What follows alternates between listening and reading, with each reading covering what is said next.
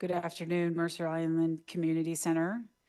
It is April 4th, and we are recording a Zoom briefing. We are getting some feedback, so just give us a moment.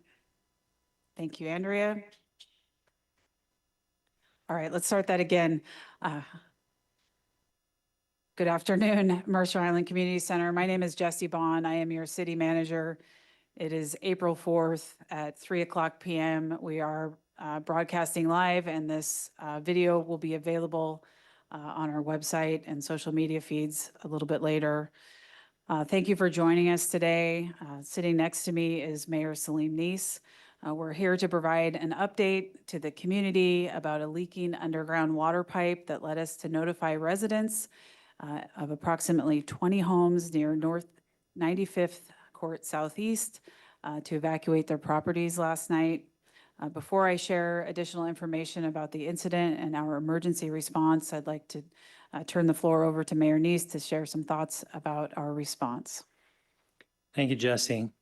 First, I want to thank the emergency response teams from the city of Mercer Island, including the utility crews, the police department, Eastside Fire and Rescue, and Seattle Public Utilities for their swift response and professionalism during this situation. I also want to extend my deep appreciation to the residents who've been affected. We know what an inconvenience this is, and we're grateful for your understanding and your cooperation. Before this meeting today, both the city manager and I had an opportunity to meet via Zoom with all of the owners of the homes. And I was there to reassure them that the city council, that my lines as the mayor are directly open to them. And I wanted to make sure that they got everything that they need. And I was assured that they are, but they know how to reach me if they're not. And finally, Jessi, to you and your team, thank you for your dedication to our city, our residents, our community's safety. You've all been working around the clock during this situation, and we're grateful for your service. We take any risk to public safety seriously, and that's why we took the extraordinary steps last night to evacuate these 20 homes. And our top priority is to get these residents back into their homes and to do it safely and as quickly as possible. Thank you, Mr. Mayor. Many of you have reached out and asked what happened. Yesterday afternoon, the city of Mercer Island sent a geotechnical engineer out to the area adjacent to 95th Court Southeast and to investigate the site, and they reported unstable soil conditions. That is due to a leaking underground high-pressure water pipe that is owned by Seattle Public Utilities.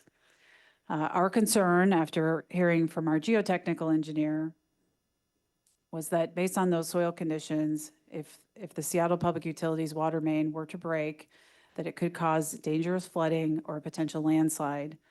So far, this has not happened. I want to reassure this has not happened. We have not had a flood or a landslide. The evacuations were a precautionary measure to ensure safety while we navigated the situation with the Seattle Public Utilities water main. Because of the soil conditions we found in the report from the geotechnical engineer, we made the decision to evacuate 20 homes near the area. Again, this was done out of caution and to protect residents in that area. The leak has had no impact on water quality for residents on Mercer Island. Andrea, if I can ask you to screen share the PowerPoint really quick. I want to just explain to the community a little bit more about the surface area. And next slide, please.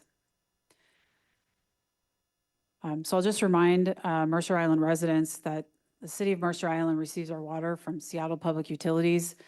The graphic that we're broadcasting right now, the water comes across from the Bellevue side and the purple lines on the graph, that is the Seattle Public Utilities water main line. The cursor on the screen, which is Southeast 40th Street, is where we have detected a leak, again, in the SPU main transition line. The leak is there. It's kind of the westernmost portion of Southeast 40th. Seattle Public Utilities will be working to excavate the area and repair the leak. So that is how water is transmitted to Mercer Island. Last night, we switched over city service to the Blue Canyon line. That's the term that we use for it. It runs along East Mercer Way. So I want Mercer Islanders to understand that we are on the backup water line that is servicing our reservoir tanks. So again, the city is receiving water right now from Seattle Public Utilities through the Canyon line or the backup line that's shown there on blue. There are no impacts to water quality on Mercer Island. Next slide, please. This is not to alarm you, it's simply for awareness. I think most islanders know from previous incidents that the city has 2 4-million-gallon reservoir tanks. Those are the tanks that we use to supply water citywide. One of these tanks is offline right now for planned maintenance. We're relining the tanks.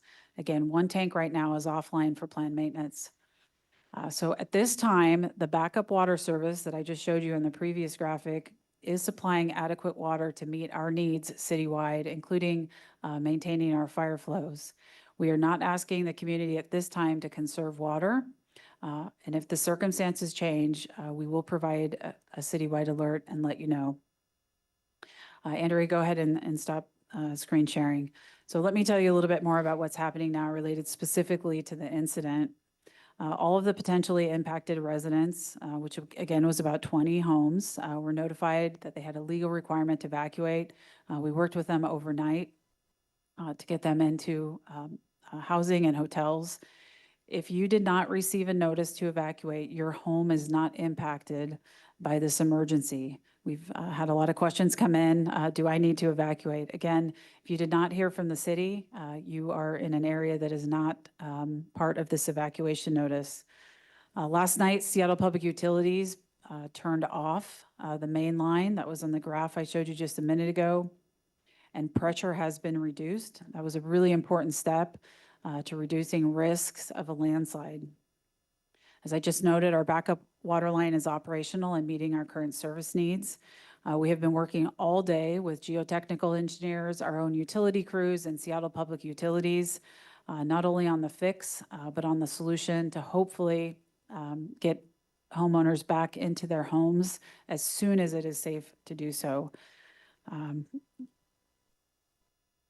We are still working with Seattle Public Utilities on the repair and the assessment.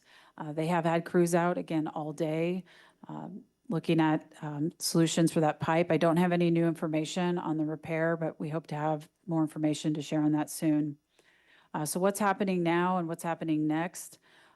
Just about an hour ago, Mayor Neese and I met with the residents of the evacuated area. And there were a number of homes that have been deemed safe, and those homeowners were notified that they may return to their homes. We don't yet have an update on the timeline for the other homeowners to return, but we are in constant communication with them and have made some accommodations for them to quickly get into their homes to retrieve essential items. I want to emphasize our priority is to get all of the residents back in their homes as soon as it is safe to do so.